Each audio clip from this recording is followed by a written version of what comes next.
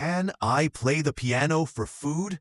The soft yet determined voice of a 12-year-old girl echoed through the glittering lobby of the Carlton Hotel in New York. Her words sliced through the sound of laughter, champagne glasses, and clinking cutlery, leaving the wealthy guests stunned into silence. Her name was Amelia Brooks. Her hair was messy, her shoes scuffed, and her clothes hung loosely on her small frame. In her hands, she clutched an old backpack that looked ready to fall apart. Hunger had etched shadows under her bright eyes, but there was a stubborn fire in them, a fire that would not die, no matter how hard life had been. The gala, she interrupted, had been organized to raise money for underprivileged youth. Yet Amelia, an underprivileged child herself, stood at the door being mocked. "Did she really just say she'd play the piano for food?" whispered a woman in pearls. Another man chuckled. "She probably doesn't even know how to find middle C." Laughter rippled through the crowd like cruel music. Stepping forward came Victoria Sterling, the 45-year-old organizer of the event. Tall, polished, and dripping with privilege, she lived for moments where she could display her superiority. She raised an eyebrow at Amelia and smirked. "Sweetheart," Victoria said, her voice dripping with condescension. "This is a charity gala, not a talent show. There's a McDonald's down the street." Amelia's voice trembled but held firm.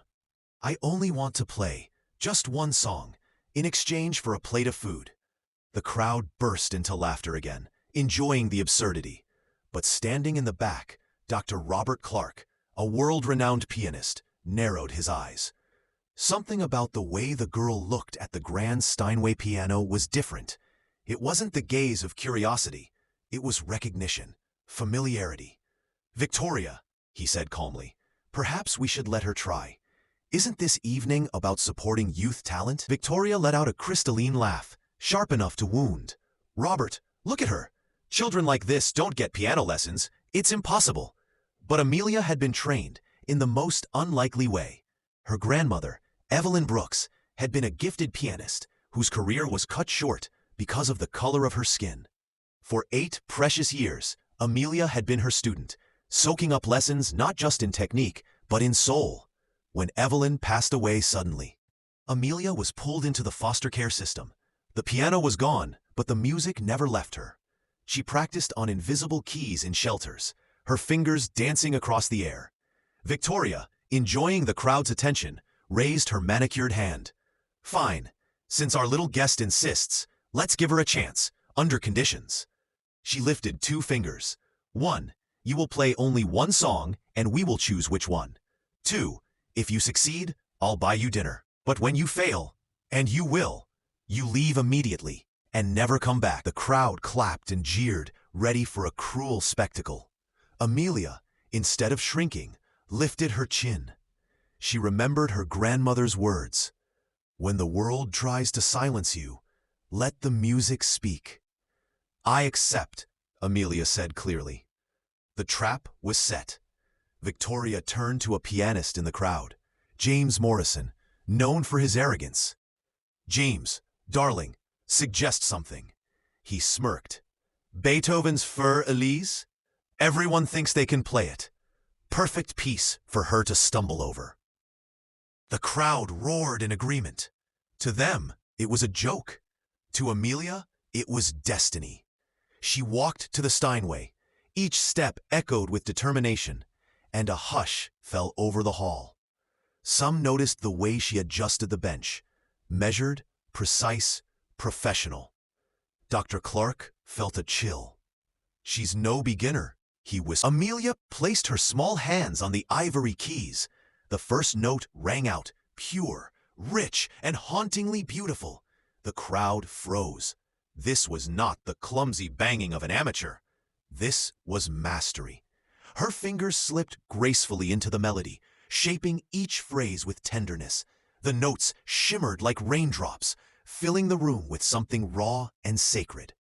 Dr. Clark stepped closer, awe building in his chest.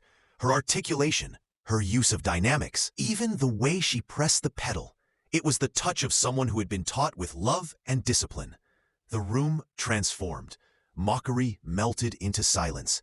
Waiters stopped mid-step. Guests leaned forward, eyes locked on the girl at the piano. Her music told stories words never could.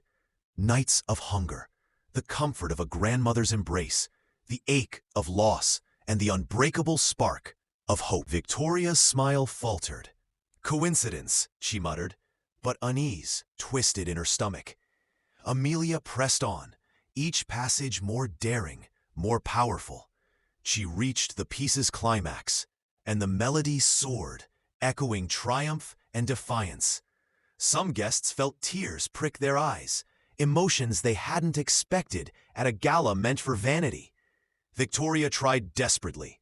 She probably memorized this from YouTube. But her voice trembled. Everyone could see. This wasn't imitation. This was truth. Finally, Amelia played the last delicate notes. They hung in the air, shimmering, before fading into a silence heavy with reverence. No one moved. Then, Dr. Clark began to clap. Slowly, firmly, with respect. The applause spread, hesitant at first, then unstoppable. The hall erupted in thunderous ovation. Victoria froze, humiliated. Her cruel plan had backfired. She had tried to disgrace a child, and instead, she had unveiled a prodigy. Amelia turned, her small frame straight and strong. She was no longer just a hungry girl begging for food. She was an artist who had cleaned the room with nothing but music. Dr. Clark approached, his voice trembling. "Young lady, where did you learn? Who taught you?" Amelia looked him in the eye. "My grandmother, Evelyn Brooks. She told me music is the one thing no one can ever take away." The name struck him like lightning. Evelyn Brooks? She was extraordinary. One of the greatest pianists denied her rightful place. She trained dozens of students who carried her legacy. And you are her granddaughter? Gasps rippled through the audience. Some remembered the name, whispered in music circles with reverence. Victoria, desperate, snapped. "So what? She's still just a homeless kid begging for scraps." Amelia stood tall, her voice steady. "Yes, I am poor. Yes, I am hungry. But talent doesn't belong only to the wealthy. Dignity doesn't come from money. And music, it belongs to everyone." The crowd fell silent, struck by her words. Dr. Clark placed a hand on her shoulder. "Amelia, you don't belong in shelters.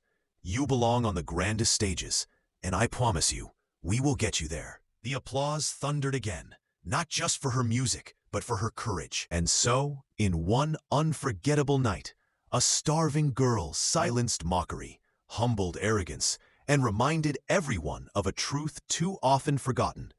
Never judge someone by their appearance or their poverty. True greatness lives not in privilege, but in the strength of the human spirit. If you believe every child deserves a chance, no matter where they come from, share this story. Because sometimes, the most powerful symphonies rise not from concert halls, but from the hearts of those the world tried to ignore.